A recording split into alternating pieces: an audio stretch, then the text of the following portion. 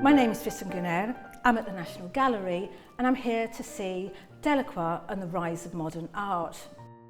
In the 19th century, he was to have a huge influence on younger artists. From the Impressionist to the Symbolist to early 20th century Modernist, his impact was huge. And this is an exhibition which looks at that influence. I'm in front of a painting that Delacroix painted originally in 1828. Now, this is a copy painted much later, and it's much smaller than the one that hangs in the Louvre. There's the figure, the very still figure of Sardanapalus. He's about to face military defeat, and he's decided to kill everybody, his servants, his slaves, his concubines, his horses. Now, when this original one was first shown, the huge painting in the Louvre, it really was disliked greatly because it so departed from a classical academic salon ideal of what painting should be. And when people first saw it, they looked back in horror because everything departed from this serene classical ideal. And that's really what excited younger artists about Delacroix.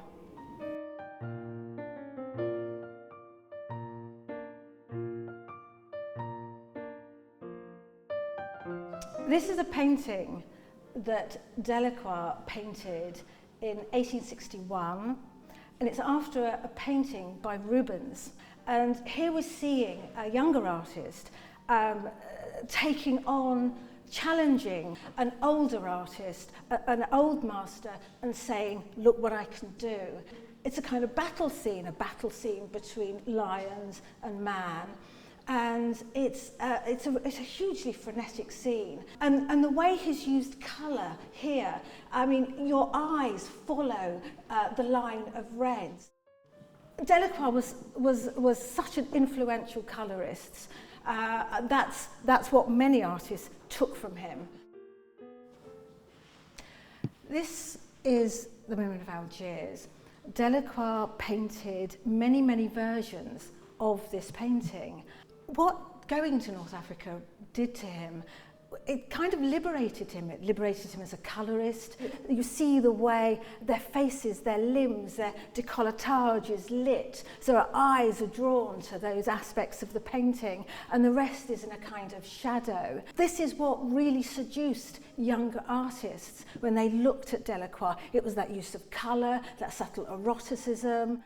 This painting and the paintings in this room that we see, I mean, really started the craze for Orientalist paintings of the 19th century in France and in England. We're in room 3 of the exhibition and we're surrounded by bouquets of flowers. I find this painting an incredibly strange painting. What he's done with the concept of the flower painting is completely radicalised it. He's made it monumental, almost heroic. And he started literally a craze among younger artists for flower painting.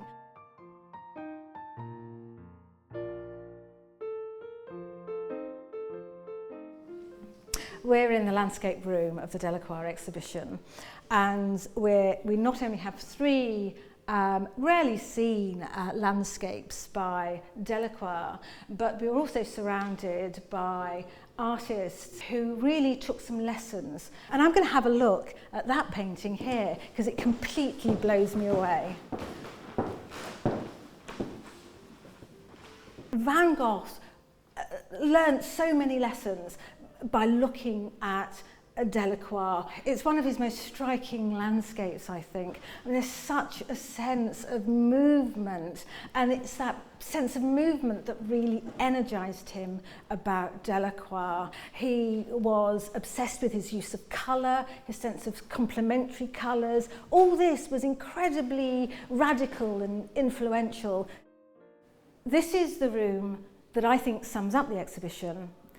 What younger artists took from Delacroix was his symbolic use of colour. Delacroix invested colour with a huge degree of heightened emotion. And as we move further into the late 19th century, we see artists moving away from representational colours, objects, painting objects as they look in real life, to using colour to express emotion and heightened emotion, and we really get a sense of it here. You know, we've got a Matisse still life, we've got a Kandinsky, we have a Gauguin. I mean, these are artists taking lessons in colour from Delacroix, looking up to an artist who really liberated them in terms of his use of colour, in terms of his sense of movement, and all that comes really summed up in this rather beautiful room.